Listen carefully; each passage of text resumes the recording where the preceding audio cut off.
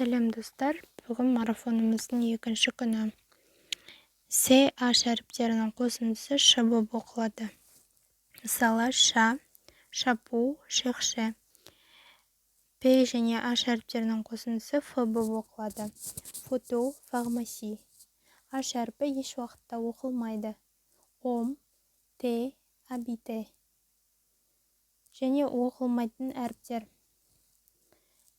Яғни бұл жерде пост, апель, парл қызылмен белгіленіп тұрған Ö, ÖS, ÖNT әріптері егерде сөздің соңында келетін болса, бұлар оқылмай қалады. Окончаниялар оқылмайтын. Және сөздің соңында үнемі оқылатын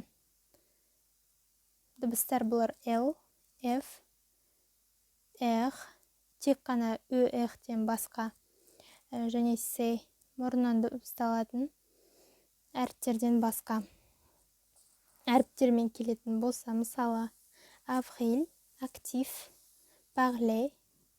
Мына жерде қараңыздар, парле деген кезде Е болып оқылып кетті.